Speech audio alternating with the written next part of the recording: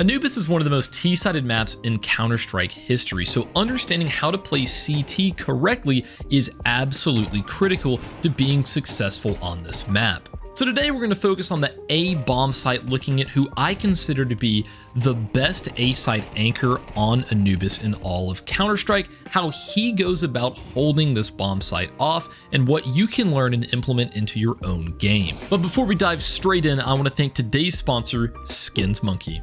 So, SkinsMonkey is an automated CS2 trading site that provides an instant way for you to get new skins. All you have to do is select your old skins that you don't want anymore and then pick out some fresh ones to trade for. It's as easy as that. And right now you could get a free $5 if you use code TACTICS on the site. And finally, you could get up to a 35% deposit bonus when using my code. So thanks again to SkinsMonkey for sponsoring this video. Links in the description. So the first step to being a good A site player is understanding your enemy. As the A anchor, your number one responsibility at the beginning of the round is denying the T's control of A main. So understanding the utility that most T's use to take control of this area of the map is absolutely vital.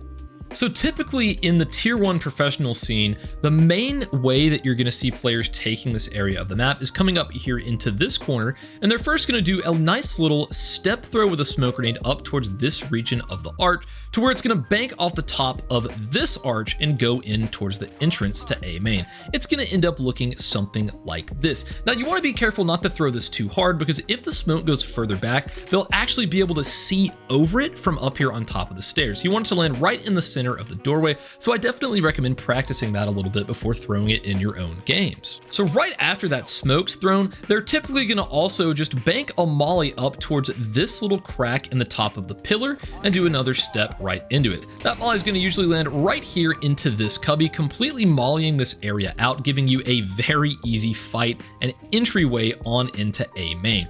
You're also typically going to see another player just left clicking a flash from this corner onto the corner of this piece of the arch to where it's going to land on the left side here, not blind their teammates as they peek through in with this set. So here's an example from Team Vitality where Mezzi throws this exact same utility set. He then drops an extra flashback to his teammates where Apex is then going to flash him right through this smoke to where he's able to get through and take all of that space. So now that we understand the most optimal way for T's to take this map control, now let's talk about how to counter it. The ways that you go about contesting A main control is heavily dependent on the setup that your team is running. Most teams at the professional level and in pugs are typically going to be running one of two setups, either a 2-1-2 where you have 2 players A, 1 player mid, and 2 players B, or a 3-2 split where you have 3 players on B and 2 players on A.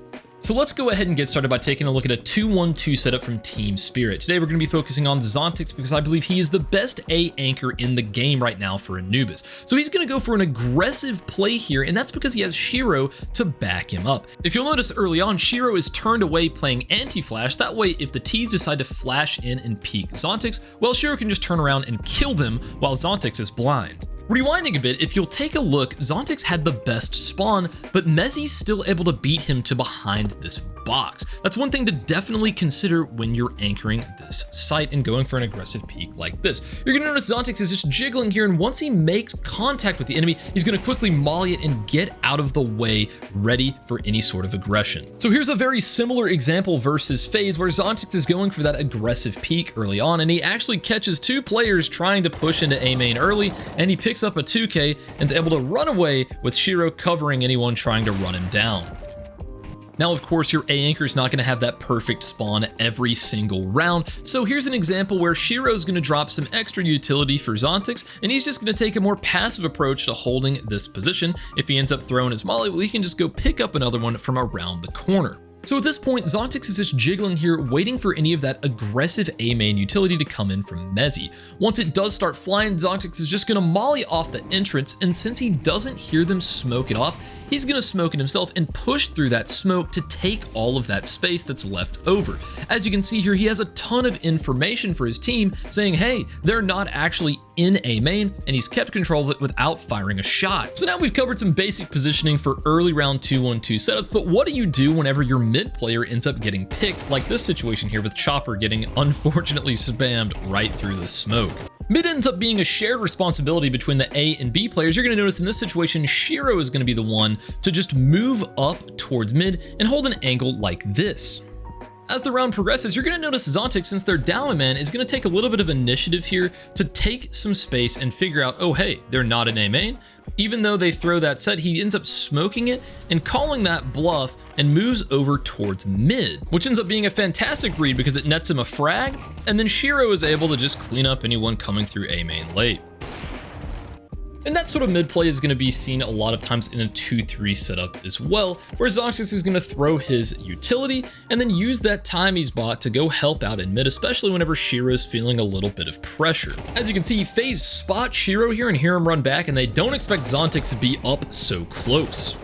But that's enough about mid responsibilities. Now let's take a look at how to hold on to A main control after you've taken it. In this situation, Zontic has smoked it off. He moves up into a position, but he ends up getting flashed down and picked early on. That's why after Zontic has won that initial utility duel, he's just going to stare into the wall here playing anti, so that once they do flash, he can just turn around and mow them down when they're running through the smoke.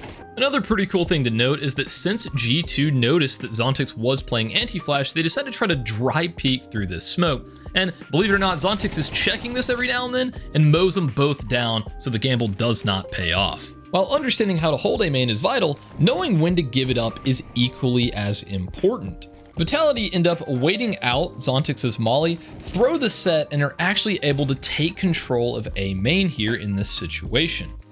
What may feel like a minor success for Vitality ends up being a disaster as Zontic throws a deeper Molotov and gets in a much stronger position. He lives to fight another day where he waits for his teammates and is able to delay the fight to just destroy the hit. So that raises the question, whenever you've lost to A main, what are some of the best positions to be in? As we saw from the previous clip, this position here in front of the tarp is very strong. Since he has Shiro still alive, he's going to take a more aggressive angle here to try to clean up as many as he can as they push out, since Shiro can just quickly trade him out, as we see right here. And it is Shiro after all, so of course he's going to get another. You'll also see Zontic in this far corner of sight, because whenever they're fighting or distracted by someone on plat, it is a very, very easy position to play because they're never going to be expecting you. And finally, I'll leave you with one more bonus piece of utility. Whenever you're the A site rotator and your anchor is wanting to peek out here towards water, well, if you expect someone's behind this box, if you're positioned right here into the corner of this tarp,